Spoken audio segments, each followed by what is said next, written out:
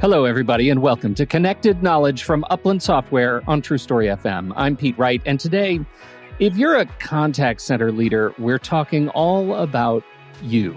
What's going on in your business? How are you handling staffing in an employee's market? How are you navigating modern metrics? Our own Samantha Middlebrook is here to share her lessons learned from the Contact Center Summit and beyond. Samantha Middlebrook, welcome. Hello. Hi, thank you so much for having me. I'm excited for this conversation. I feel like the last episode, just a few weeks back, we were talking a lot about some of the issues, technical and human issues that go into contact center management. And I feel like you are here to hammer home a lot of these topics with a lot more detail. You serve as the Senior Director of Product Marketing and Product Management in the Contact Center Productivity Business Unit here at Upland Software. And as such, you've been speaking with contact center leaders around the world about the issues they face in their centers. And you are here, therefore, to solve all of their problems in one stroke. I cannot wait. Yes, I'm solving all of the world's contact center problems just in this short time span, really, is the goal. That's what we're looking for. We're looking for the magic wand, and you are here to wield it. Let's start with the human side of contact center problems. What are you hearing from contact center leaders talking about their talent? Yes. So retaining contact center staff is not a new problem. If we think about 5 or 10 years ago, contact centers were a completely physical location, entry-level job, kind of picking anyone off the street with a heartbeat, it could feel like at the time, to fill the seats and to get people answering the calls. So doing that is something we've been doing since the dawn of contact center time. I guess the challenge that lots of leaders are facing now is, as you mentioned before, it is an employee's market. So now, for the first time, contact center agents have the right to choose flexibility, choose where they want to work, choose their working hours. And that is creating a very stressful situation in terms of workforce planning and talent acquisition. So that's what we're really hearing. It's almost getting back down to the hygiene 101 of contact centers. How do we get people in the door? And once they're in the door, how do we train and support them so they're going to stay? Is this a function of the pandemic transition? Is that how we ended up here with the sort of contact center talent having more agency in the market? It is definitely, I think it's definitely a byproduct of COVID. I think if we think about the pandemic and all of the, if we think glass half full, what did it mean for many of us working? It meant flexibility, but that is a little bit easier to manage when we have economies of scale in the business or the function that we're working in. So if you are a product manager or a product marketer working at home in between dropping off kids or, having your appointments or whatever it is you need to do, is pretty easy to manage because it's a one-to-one relationship. You manage your stakeholders and that's how you go. When you're an organization trying to manage the flow of calls or contact coming into a contact center, when you're trying to look at trends of interactions and time of day that your customers like to interact with you, then it's a lot harder to try and manage that time and also provide that flexibility to the agents that they're asking for. Well, let's talk about that flexibility. What are the hallmarks of flexibility that agents are asking for and managers are having to contend with? So in recent conversations that I had, and I think we mentioned the Contact Center Summit, we were there a couple of weeks ago, and it just really confirmed some of these conversations we've been having with our other customers and people in the market. So the first thing is, as a contact center agent, as I'm going through the job ads, the first thing that I'm looking for is the ability to work from home. And speaking to different contact leaders, different organizations have different, metrics they've put in place or boundaries. So one of the big banks that I spoke to said, we allow work from home 100% flexibility once you pass 1 year probation working in the contact center. And it reminded me of my time working in the contact center. So many years ago, more than I would like to admit. I joined a contact center at a large health organization here in Australia, and their 1-year rule wasn't about flexible working, because at that time nobody was working from home. It didn't matter your job, you just weren't working from home. But their 1-year rule was once you put in the work and you log those hours for 1 year in the contact center, then you could apply for anywhere else in the business on secondment. And at that time, the person providing that HR induction was in a fantastic looking suit. And I thought to myself, oh, I want to work in the corporate division. So I just need to get through that 1 year time and it will open up the opportunity. So if we think about now, that 1 year mark is saying, it's not about you moving throughout the business, but it's about you having that entry level role and making it work for your lifestyle. I'm trying to rationalize that as a good change. Your 1 year mark is more flexibility staying in exactly the job you have. Yeah, so it's interesting, right? We've got to think about the persona of the contact center agent, and are they looking to grow within an organization, or are they just happy being the contact center agent and, the doer and getting stuff done? So if you think about post-pandemic, people have really reassessed what's important to them. And if flexibility is kind of in the top 3 goals when they're looking at an employer, then maybe flexibility is just being in the contact center, but choosing the fact that they work, a Tuesday to Thursday, and they log in the morning and they log out for drop off, and then they come back in, and that's what's important to them. The other thing from a flexibility perspective is the organizations were talking about the ability to, one, choose hours, but work from anywhere. So if we think about kind of digital nomads and the next generation, and generally speaking, contact centers are a younger generation, the thought of working from anywhere, picking up your laptop and your headset and working, from an island, if that's where you are and that's where your life's taking you, then that is a pretty exciting proposition, because who doesn't want to be working beachside and taking those customer calls if they're still getting paid? It's a very different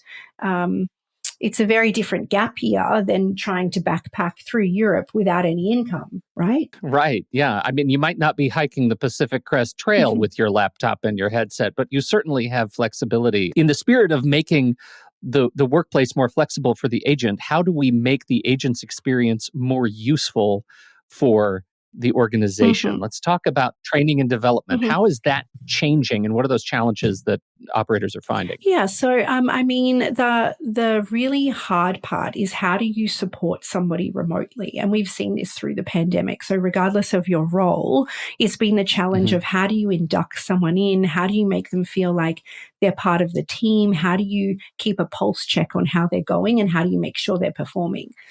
Especially if they're on an island with their headset. If they're on an island with their headset. So if we think about contact center, they are very metrics driven. So every call that's coming in, the time to answer, the after call work, the hold time, all of that is being tracked. And so we need to look at, how do we support those agents no matter where they are working? So the tool set that they have available is really important, but also the guidance that we're providing their leaders in the contact center, and the tools that they have to be able to see and listen in and watch what's happening, not from a big brother perspective, but just from a guidance perspective. And it's a very fine line. One of the conversations I was having recently was contact center leaders were asking, hey, do you use screen recordings, and are you monitoring absolutely everything that the agent is doing if they're not working in a physical office? And the answer was no. No, we don't, because it's about trust. And it's about building trust for the employees so they actually stay and they enjoy working within that contact center.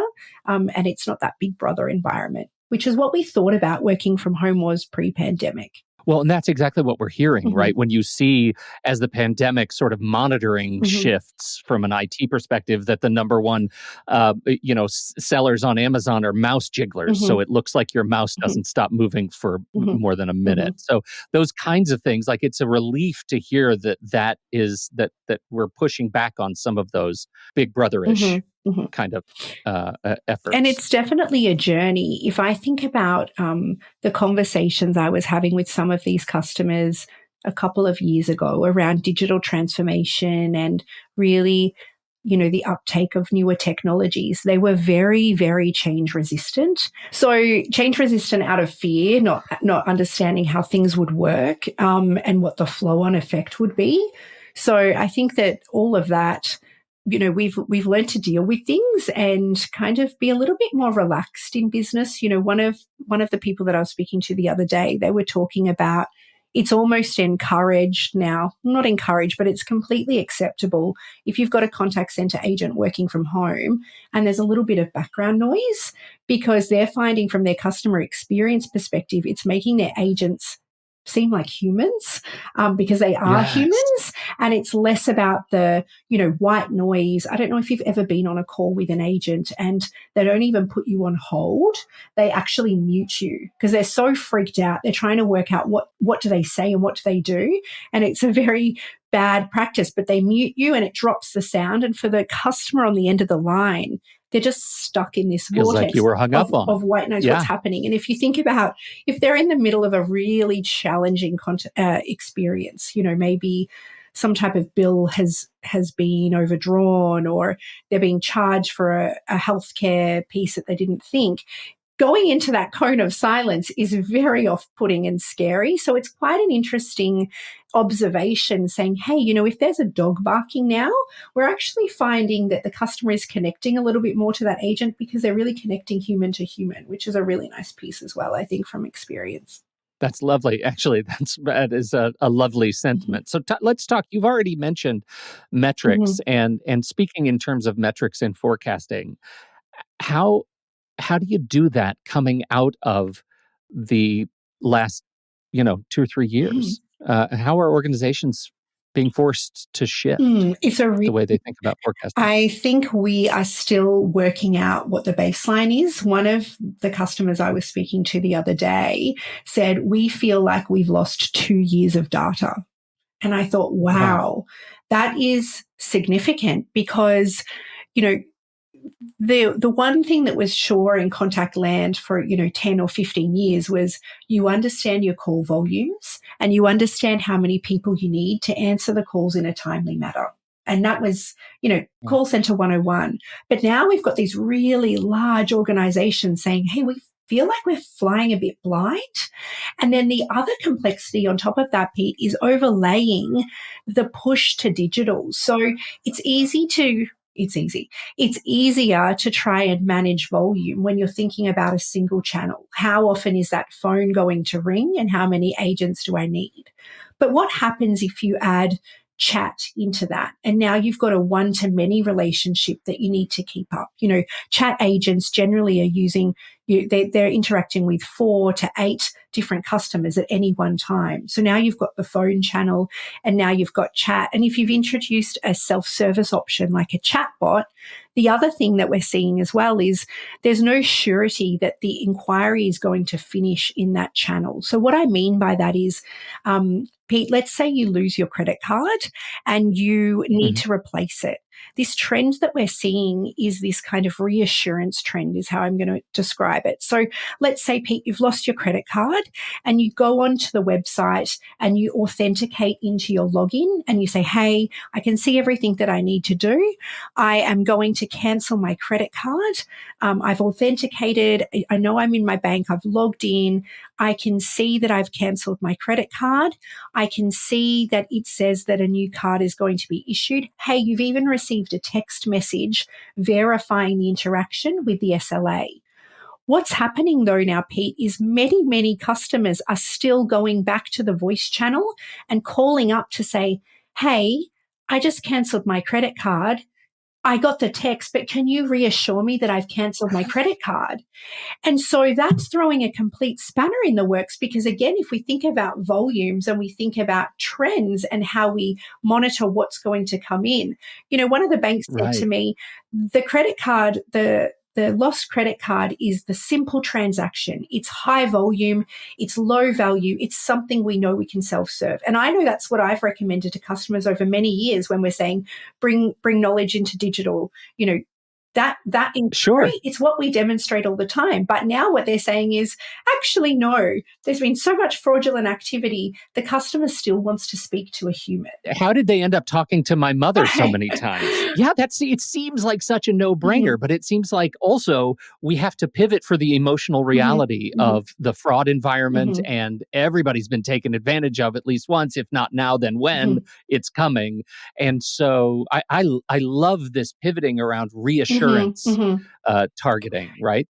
Are there other elements that, the credit card is a great example, but how can call centers, how do you shift your advice to help call centers stay ahead of some of these trends? Yeah, so I think that we're kind of looking at the sentiment of a customer. So if you think about where the customer is in their journey, if you think about how many interactions they've had with your organization over, let's say, a 6-month period, Pete, how many times have they connected in with you? What have been their channels? How many times have you provided them incorrect information? Because as they start to distrust you as a customer, the likelihood of them going back into the voice channel, which is the more expensive channel for organizations to manage, is much higher. So if we think about what does that mean for a contact center agent or for a contact center, how can they start to solve for that problem? It's really around having that single view of the customer. You'll hear people talk about a single pane of glass. How are we taking our data from our CRM and working that into the telephony? And how do we see all of the interactions a customer has had to really understand, the trust they have with us as an organization, but also the sentiment involved with the inquiry that they have as well. And then we have to get pretty smart with how we're doing that calculation for forecasting. But I don't think we're there yet. I think we're still working it out. I was stunned today, given the context of everything you've just said. I was stunned today to get an email advertising to me that one of my favorite companies is now offering call center video shopping assistance. So, that was kind of a new thing, like saying, "Hey, call us, jump on a video chat anytime." I've done text chat, I've done phone, I've done all the other things, but that seems like such a strain on an already sort of perplexed system. And yet, to your point, the reassurance marketing, the reassurance communication, it makes total sense. It makes total sense. If we think about industries where the human connection is super important, and at Upland we work with banking and finance, and we work with health industries, and when you're thinking about emotional interactions, and you're talking about money, seeing someone and resonating with someone and connecting with a human makes a difference. So if we go back to a banking example, we've spoken about lost or stolen card, but let's think about getting a home loan. Then even speaking with some of the attendees at that conference, and they said, look, we know everything about banking. We've worked in the bank for 30 years. Even when it was time for me to go and get my home loan, I went and sat in front of a home loan lender to work it out, because that is a huge investment. It's 30 years of my life, and I want to connect with the person that I'm talking to. So video conference makes sense, whether it's shopping or whether it's these big life decisions. It's really around how are you changing the game of customer experience for your customers, and how are you allowing them to connect? So offering that is something that I think we'll see a lot more of. You'll see the technology companies are investing more in this space, especially when we look at things like, video conferencing, live transcription, how AI is being, pitted in amongst all of those things. It's going to become really important. We've seen it in the health industry as well with, video conferencing consultations, which weren't really a thing, 5 years ago. Sure. Well, and especially you talk about the way the sort of post-pandemic environment has changed inside call centers. Look at people like me and people like your contact center person who's going in for a human. We're all looking for human connection after being apart from you. Like, that is a massive shift in humanity. And of course, there's going to be increased demand there. It only makes sense. I feel like you and I could wax philosophical about the massive shifts in humanity all day, but we should talk a little bit about how the products that you oversee can help address some of these things. Can you walk us through what you represent and how Upland Software can help call centers address these changes? Of course. So I represent the contact center productivity suite. I'm sure you never would have guessed based on this conversation. So I look after the strategy for 3 of our products: Right Answers, Panviva, and Ingenious. So looking after the strategy means understanding what's happening in the market, talking to a lot of people, whether they be customers or prospects, and understanding the challenges that they have and how we can solve them with our products. So we are really set in our vision that we don't just want to throw technology at contact centers and hope they catch it and hope it sticks. We want to actually dig in and realize what's happening. So let's talk about Ingenious to start off with, because Ingenious has this cute little saying, which is, it's the glue between the two.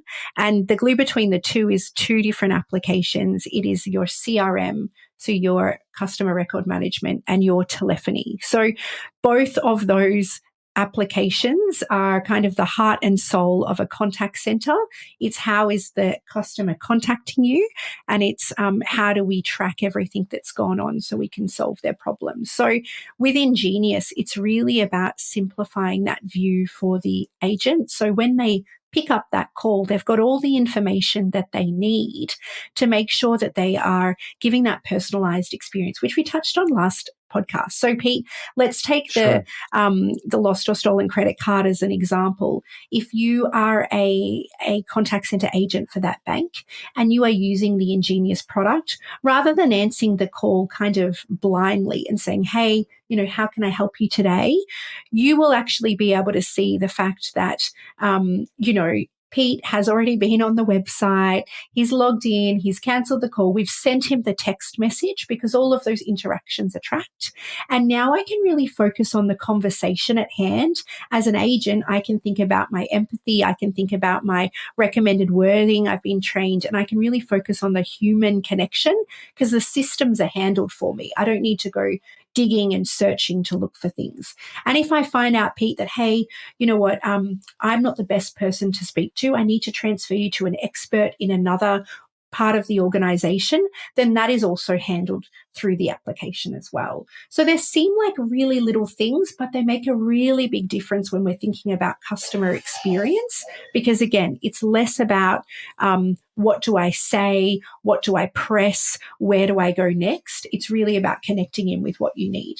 That's one of the things I walked away with from our conversation last time about Ingenious is just what a lovely bit of synchronicity you get by, one, to your point about reassurance connection. Like, I feel better knowing that I just have a human say, hey, I get it. And yes, it is canceled and you're going to be fine.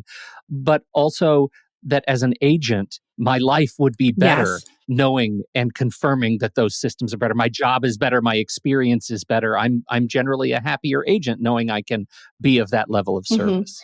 So that is a really basic way that Ingenious helps. But if we link it back to that, the concept of working from anywhere. And let's think about the team leader who has a really challenging job to support and track metrics. Using Ingenious in that scenario, they can make sure that they have the ability to see, what is happening on that call, listen in on that call so they can offer support to the agent. So we always look at metrics and say, oh, it looks like that person's been on a call for a long time. Let me dip in and see what's actually going on so I can guide them as well. So, it means that no matter where you are, you're getting that same level of support and guidance that you would in the physical location. All right, so that's Ingenious. Let's talk about the other 2 knowledge products. So the knowledge products are similar but different in their own right. So if you think about knowledge as a whole, right, knowledge is about delivering the right information to the right person at their time of need. And that should be based on a couple of different things. So what role are they in? What is their competency level? Where are they located? All of those things play a factor.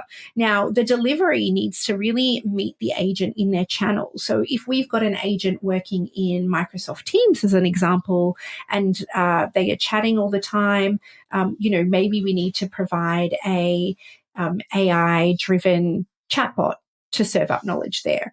Or perhaps they are working in Salesforce because that's where their customer record is, and they want to be able to search for information just right within that single view. And so both of the products allow you to do that. So the beauty of knowledge management is it changes the response from the agent to the customer to, I think I know the answer, to the answer is. And if we think about that reassurance loop, that is really, really important. We've all been on the call with an agent where you just know they don't really know what they're talking about. And, you know, again, if they put you in the cone of silence with mute or they're putting you on hold, they're either really crazily searching for information, or in the old days, maybe they were kind of raising their hand frantically looking for a floor walker to come over to support. So knowledge is about providing them the right answer wherever they are and making sure the answer has gone through the right levels of checks.